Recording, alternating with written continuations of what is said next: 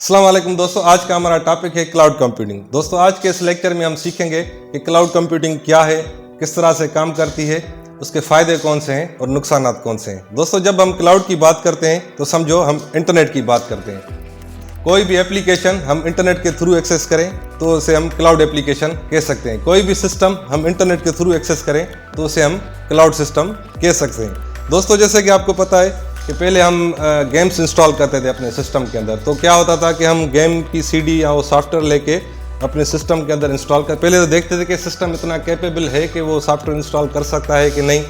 फिर पहले तो वो कैपेबिलिटीज़ पूरी करते थे सिस्टम की, फिर जाके हम वो गेम इंस्टॉल करते थे। उसके बाद जैसे ही गेम इंस्टॉल की फिर हम वो गेम खेलते थे।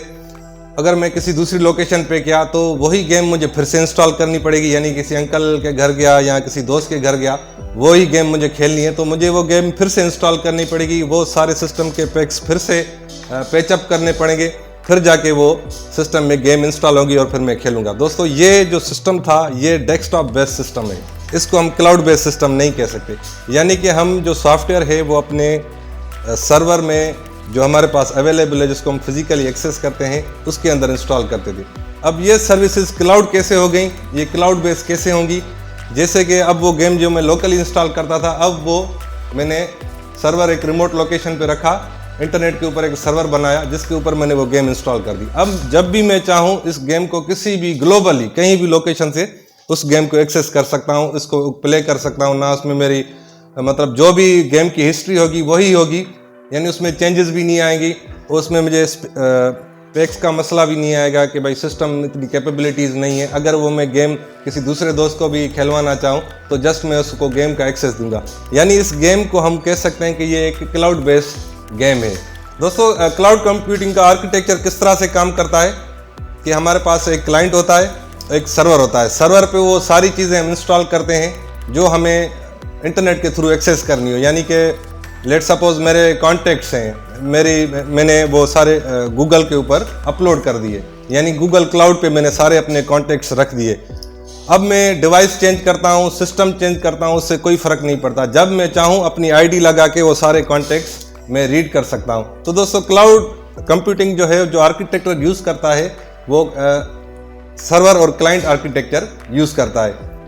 दोस्तों अब हमारे पास कौन कौन सी अवेलेबल क्लाउड सर्विसेज हैं, जैसे कि अमेज़ॉन क्लाउड है, अलीबाबा क्लाउड है, गूगल क्लाउड है जिसके ऊपर हम अपनी ईमेल्स, अपने कॉन्टैक्ट्स, अपने फाइल्स हम रखते हैं और वो हमें ग्लोबली एक्सेसिबल होते हैं, और सेल्सफोर्स क्लाउड है। तो दोस्तों ये सारी क्लाउड सर्विसेज हैं जो अभी अवेलेबल हैं मार्केट के अंदर।